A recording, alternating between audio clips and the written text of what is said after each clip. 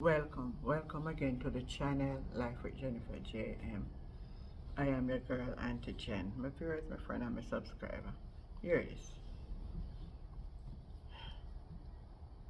Boy, this politics thing here, getting from bad to worse. From bad to worse. People, I don't know when I go to a polling station, one I go vote for and who I vote for. Me see this little clip somebody sent to me. Every time you see, it's like Michelle Charles and Michelle Charles and AnnMarie Vaz are the same thing. Look on this. I can see you when I walk. I see you when I can. If loving you is wrong, I don't wanna be right. If loving you is wrong, I don't wanna be. If I can see you when I walk, I see you when I can. If loving you is wrong, I don't wanna be right. If loving you is wrong, I don't wanna be. All them people are dumb people. All them do. You never see this woman now jig up and carry on. Lord Jesus, no man. No man. You don't need better representation than that. You don't need, you know someone, because a party, you don't really understand what it means to have a representative. Somebody to represent you. You don't understand that. Because politics blind on the eye. Anyway, my people, you know me, I listen to Pastor Ricky talk and the visit of Rubio to Jamaica and his analysis of the Prime Minister in regards to what happened. I want to take a listen and listen carefully and pick sense out of nonsense. Listen to this. Listen to this.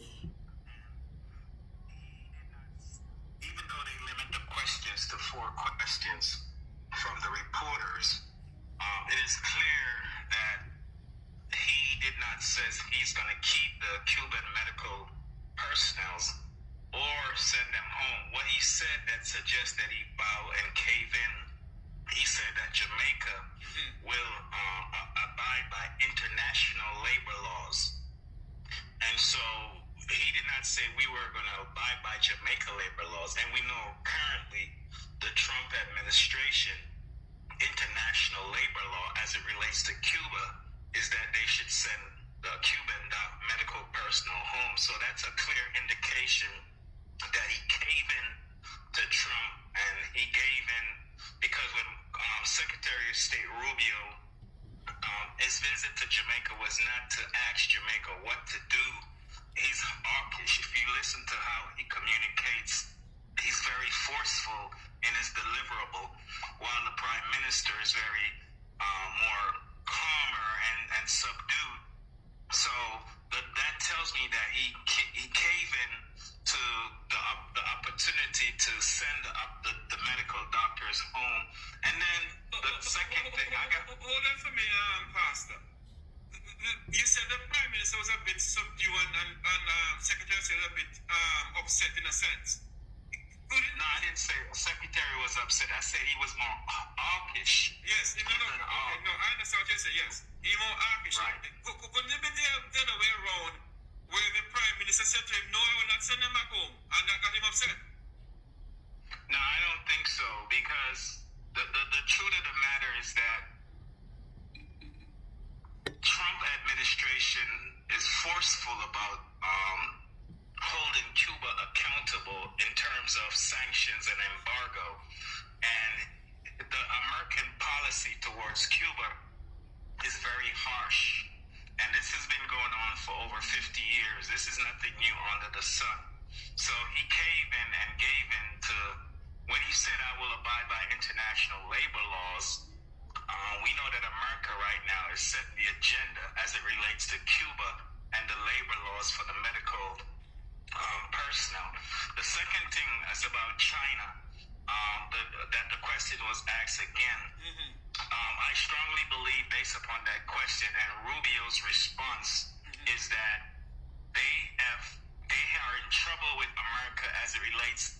Remember, Rubio said it's not about the Chinese investments, but it's about the other things that the Chinese are doing that is very displeasing and upsetting to America. And what the things that he highlighted is exactly what Jamaica is doing with the Chinese in Jamaica. So, and he mentioned about the ports. It's very interesting to know because they didn't. If the reporter didn't ask questions, we wouldn't have known this thing. So it's going to be very interesting to know in a couple of days from now what deal was made as it relates to the seaport, the Kingston Harbor, because I strongly believe that Trump wants them to tear that deal up like he did for Panama. So let's see in a couple of days what other developments is exposed. And then the last point, number three, when America makes a deal with a country, they announce packages and aids and grants and the things that they're going to do as a result. And so he did not say specifically that we're going to invest $300 million for this and that. What he said is that we're going to help you to enhance your security in terms of ensuring that guns are not coming in from the United States to America. And there's no aid packages for the people of Jamaica. And so it shows you that the Prime Minister caved in and that he did not really stood at a position of strength, and he had to just give in to the demand of what the Trump administration want him to give into. That's my assessments, and I strongly believe I'm correct, but in the coming... Yes, my viewers, my friend, and my subscriber, listening to that is true. Because just day after, you see where they now renew back the Cuban doctor them contract and I send them home. So Pastor Ricky analysis is on point and correct. Boy, we know a serious dilemma, my people. Anyway, my people, remember, the conversation continue. Like, share, subscribe to the channel. Life with Jennifer JM, and I'm your girl, Auntie Jen. Catch you the next time. Bye.